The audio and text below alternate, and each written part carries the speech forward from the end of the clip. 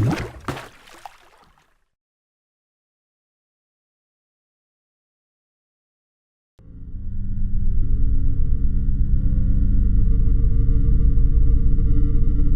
I was younger, each summer and almost every New Year, my family would pack the car and go on a road trip to visit family in Mexico.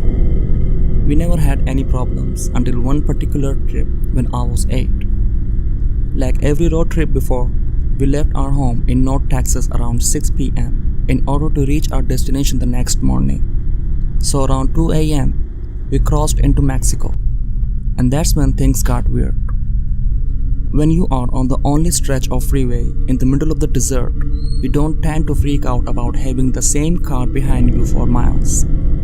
It was practically pitch black outside our car windows, the only visible shapes being the dotted stars and the scary silhouette of the cactus. We'd been in Mexico for about an hour and still had a few more to drive. And I remember sleeping but still being semi-conscious of what was around me because I didn't have the skill to really fall asleep in a car. So when my mother suddenly spoke my dad's name, I heard her. "Miguel, that car behind us. It's been behind us since we left Laredo."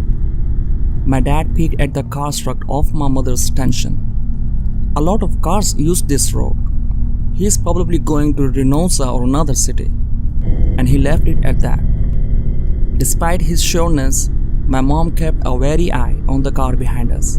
By this time, my siblings and I were hyper aware of the car and entertained ourselves with watching the car through the gaps in the luggage that blocked the rear window. We got tired pretty quick. "He's getting closer," my mother noted, and we turned to watch as the car inches closer and closer to ours. "He's too close, Miguel." And she was right. By this time, the car was practically pressed against the rear of our car. And on a lonely stretch of highway in the middle of nowhere with another few hours until daylight, it was downright scary.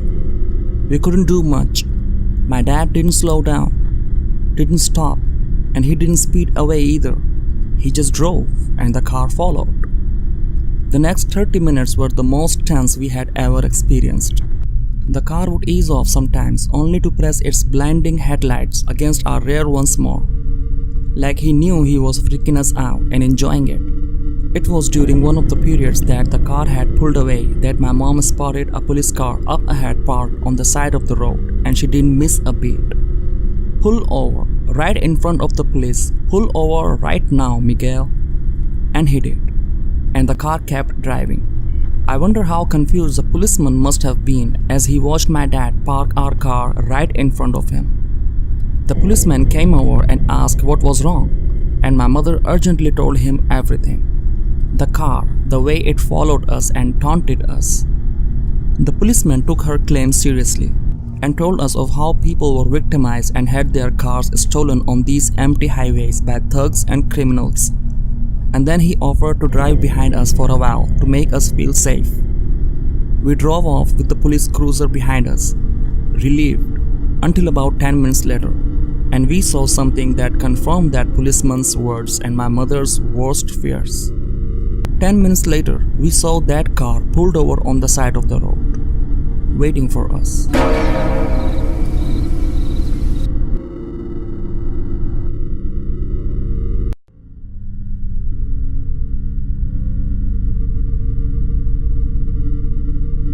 When I was younger, me and my family went on a road trip to Wyoming to see Yellowstone National Park.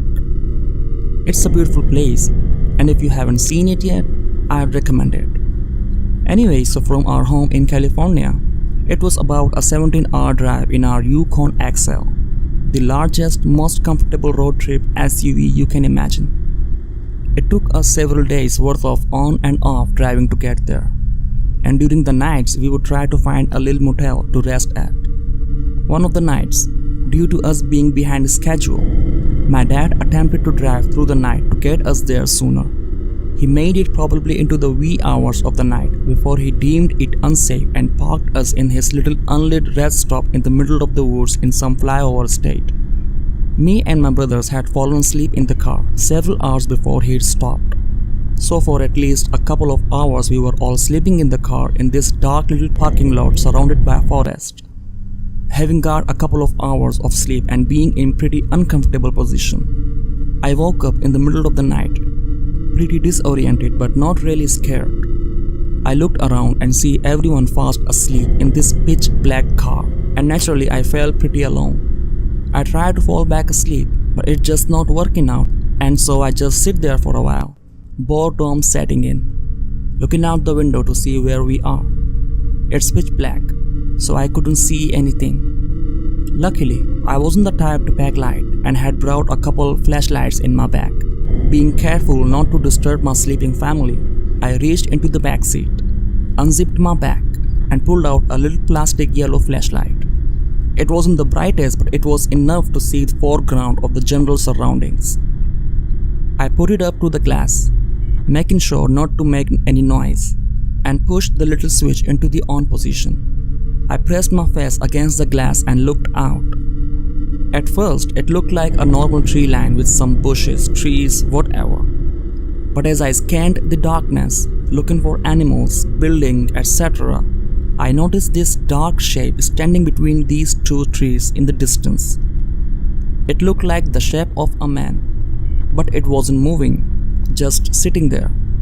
After watching it for a good while and seeing no real signs of movement, I just assumed it was a bush or some kind of natural occurrence. Just as I was about to turn the light off and reattempt sleep, I saw this shadow shape turn 90 degrees and move behind a tree, disappearing from sight. This scared the hell out of me, and I immediately turned off the flashlight and threw my sweater-turned blanket over my head, shutting my eyes tightly and covering my ears. I was paralyzed with fear and too full of adrenaline to get any sleep.